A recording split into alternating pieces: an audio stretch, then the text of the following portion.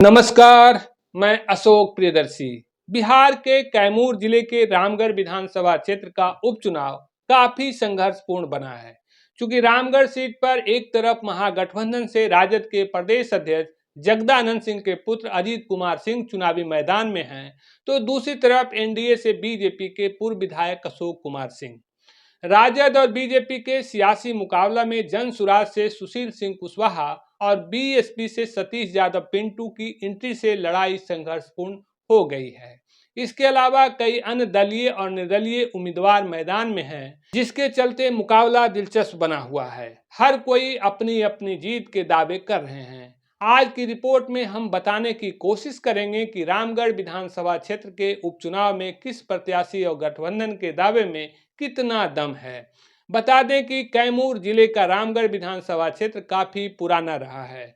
1952 से 2020 तक रामगढ़ विधानसभा सीट के लिए 18 चुनाव हुए, जिसमें 2009 का एक उपचुनाव भी शामिल है। 2024 का उपचुनाव रामगढ़ सीट के लिए 19वां चुनाव है।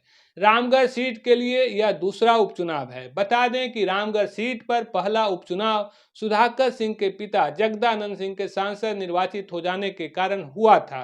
रामगढ़ का दूसरा उपचुनाव जगदानंद सिंह के पुत्र सुधाकर सिंह के बक्सर से सांसद निर्वाचित हो जाने के कारण हो रहा है।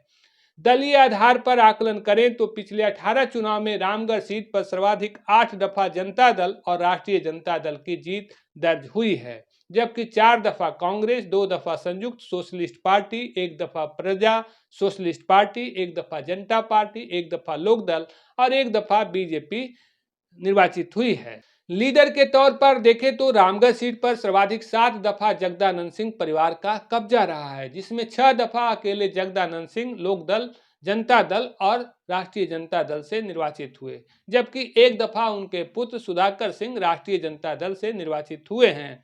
वहीं 3 दफा सच्चिदानंद सिंह संयुक्त सोशलिस्ट पार्टी और जनता पार्टी से निर्वाचित हुए हैं, जबकि 2 दफा कांग्रेस से विश्वनाथ राय, 2 दफा राजद से अंबिका सिंह यादव निर्वाचित हुए हैं। वहीं एक एक दफा कांग्रेस से दुलार चंद राय और प्रभावती सिंह, 1 दफा प्रजा सोशलिस्ट पार्टी से दशरथ तिवारी और 1 दफा बीजेपी से अशोक कुमार सिंह निर्वाचित हुए। 2024 का उपचुनाव काफी रोचक बना हुआ। ऐसा इसलिए कि इस सीट पर इस दफा के चुनाव में जाति और पार्टी काफी अहम बना हुआ है। इसे लोग प्रतिष्ठा का सीट मान रहे हैं। देखें तो राजद इसे अपना परंपरागत सीट मान रही है, इसलिए इस सीट को किसी भी कीमत पर गंवाना नहीं चाहती। वहीं बीजेपी इस सीट पर जीत को दोहराना चाहती है, जबकि जनसुराज का पहला चुनाव है जिसमें वह अपनी उपस्थिति दर्ज कराना चाहती है। वहीं लगातार संघर्ष कर रही बीएसपी जीत का परचम लहराना चाहती है। देखें तो अपनी अपनी जीत के लिए पार्टियां मजबूत सियासी बिसात बिछाई है। राजपूत बाहुल इलाका है, इसलिए राजपूत जाति का वोट हासिल करने के लिए राजद और बीजेपी की ओर से राजपूत उम्मीदवार उतारे गए हैं, जबकि जनसुराज ने कुशवाहा और बीएसपी ने यादव जाति का उम्मीदवार उतारकर बीजेपी और राजद के आधार वोट बैंक में सेंधमारी की कोशिश में जुटी है। पुराने रिकॉर्ड के आधार पर आकलन करें तो राजद का पलड़ा मजबूत दिख रहा है। ऐसा इसलिए कह रहे हैं कि राजद उम्मीदवार अजीत सिंह को यह सीट विरासत में मिली है, क्योंकि रामगढ़ सीट पर अजीत सिंह के पिता जगदानंद सिंह 6 दफा निर्वाचित हो चुके हैं, जबकि उनके बड़े भाई सुधाकर सिंह 1 दफा निर्वाचित हुए हैं। फिलहाल सुधाकर सिंह के सांसद बनने के कारण यह सीट खाली हुई है, जिसके उपचुनाव में अजीत सिंह को उम्मीदवार बनाया गया है।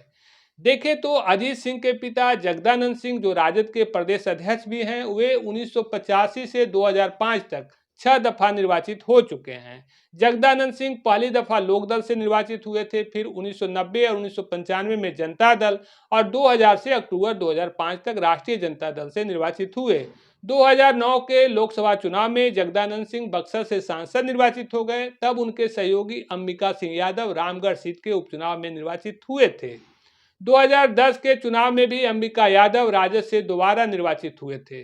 लंबे अंतराल में सिर्फ 2015 के चुनाव में राजद की हार हुई थी, तब बीजेपी के अशोक कुमार सिंह निर्वाचित हुए थे, जबकि अंबिका यादव दूसरे स्थान पर रहे थे। लेकिन फिर 2020 के चुनाव में जगदानंद सिंह के पुत्र सुधाकर सिंह निर्वाचित हुए थे। अब सुधाकर सिंह से खाली हुए सीट पर उनके छोटे भाई अजीत सिंह चुनाव लड़ रहे हैं। राजद और जगदानंद सिंह परिवार के लिए यह सीट प्रतिष्ठा की रही है, जिसे किसी भी कीमत पर गंवाना नहीं चाहते हैं। दूसरी तरफ बीजेपी रामगढ़ सीट पर जीत दोहराना चाहती है। क्योंकि 2015 में बीजेपी पहली दफा निर्वाचित हुई थी, तब अशोक कुमार सिंह निर्वाचित हुए थे। बीजेपी के अशोक सिंह 8011 मतों के अंतर से राजद के अंबिका यादव को पराजित किया था। 2024 के उपचुनाव में बीजेपी अपनी जीत के लिए पूर्व विधायक अशोक कुमार सिंह को ही उम्मीदवार बनाया है। क्योंकि 2020 के चुनाव में अशोक सिंह तीसरे स्थान पर रहे थे, जिन्हें 56,084 मत मिला था। तब 189 मतों के अंतर से राजद के सुधाकर सिंह निर्वाचित हुए थे, जिन्हें 58,083 मत मिला था। दूसरे स्थान पर अंबिका सिंह यादव थे, जो राजद छोड़कर बीएसपी से चुनाव लड़े थे। अंबिका यादव को 57,894 मत मिला था। दरअसल बीजेपी के अशोक कुमार सिंह प्रभावी उम्मीदवार रहे हैं। 2010 में बीजेपी ने जगदानंद सिंह के पुत्र सुधाकर सिंह को उम्मीदवार बनाया था। तब अशोक सिंह निर्दलीय चुनाव लड़े थे। तब राजद के अंबिका सिंह यादव निर्वाचित हुए थे। दूसरे स्थान पर निर्दलीय अशोक सिंह रहे थे, जबकि जगदानंद सिंह के पुत्र सुधाकर सिंह तीसरे स्थान पर रहे थे, जिन्हें मात्र 18,551 मत मिला था। जबकि राजद के अंबिका यादव को 30,787 और निर्दलीय अशोक सिंह को 27,809 मत मिला था। यानी कि अशोक सिंह 2,978 मतों के अंतर से पराजित हुए थे। देखें तो राजद और बीजेपी की मजबूत जनाधार वाली सीट पर जनसुराज ने सुशील सिंह कुशवाहा को मैदान में उतारा है। सुशील सिंह कुशवाहा बहुजन समाज पार्टी के संस्थापक कांशीराम के साथ करीब 3 दशक तक काम किया। वह बसपा के प्रदेश महासचिव रह चुके हैं। 2019 के लोकसभा चुनाव में बक्सर संसदीय क्षेत्र से बीएसपी से सुशील सिंह कुशवाहा उम्मीदवार थे, जो तीसरे स्थान पर रहे थे।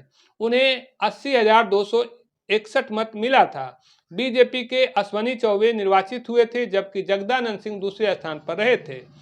यह अलग बात है कि रामगढ़ में बीएसपी अपनी जीत नहीं दर्ज करा पाई, लेकिन बीएसपी जीत हार में बड़ा फैक्टर रहा है। पिछले 3 चुनावों का ही परिणाम देखें तो बीएसपी दमदार उपस्थिति दर्ज कराती रही है।